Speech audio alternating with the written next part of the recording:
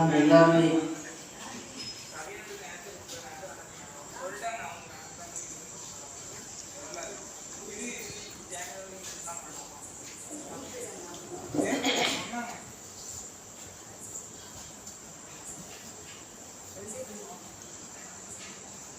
நெடியுகத்திலே தில்லை மல்லோசிவாகனன் என்ற இருவரை சங்காரம் செய்துவிட்டு அடுத்தாற்போல இளையதாய்க்கும்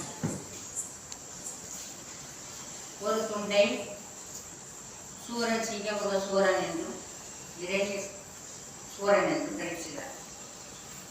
அப்போ இந்த சூரன் சிங்கமுக சூரன் ரெண்டு பேரும் தபம் செய்தாங்க. ஏன்னா அவங்க கேட்டது அதுதான். இதுக்கு முன்னே உள்ள துண்டத்திலே இறைவனை நினைக்கல, நாம் உழைச்சி சாப்பிடணும்னு நினைக்கல, அந்த நல்ல ஒரு புத்தியெல்லாம் கொடுத்து பெரிய செய்யுங்கள் என்று கேட்ட காரணத்தினால அவங்களுக்கு அந்த புத்தி கொடுத்தாரு.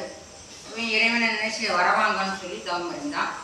தவம் இருக்கின்ற போதே நாம் கூப்பிட்ட உடனே கடவுள் வரலையே அப்படின்னு நினச்சிட்டு அக்னி விட்டுட்டான். யாரு? சூரன். அந்த சூரன் கீழே விழுந்த உடனேயே சிவபெருமான் காட்சி கொடுத்து இன்னைக்கு என்னப்பா வரவேன்னு கேட்டாங்க. இதுக்காக அவர் எழுதிட்டாருன்னு கேட்டார். பட்டத்தை பிடிச்சி கொடுத்தாரு. என்ன வர வேணும் சிவபெருமான் கேட்கிறார்.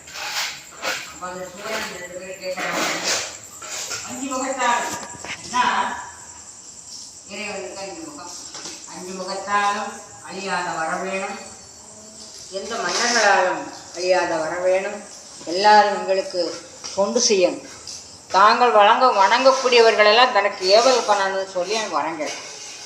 கேட்டதெல்லாம் கொடுக்கக்கூடியவன் தான் இறைவன்.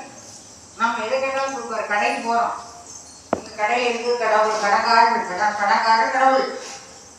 நம்ம எதை கேட்டதெல்லாம் கொடுப்பாரு, கேட்காத பொருள் தரமாட்டாங்க.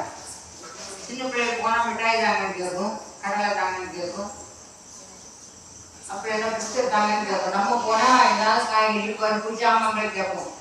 இது கேட்ட பொருளை தரக்கூடியவர் தான் கடவுள்.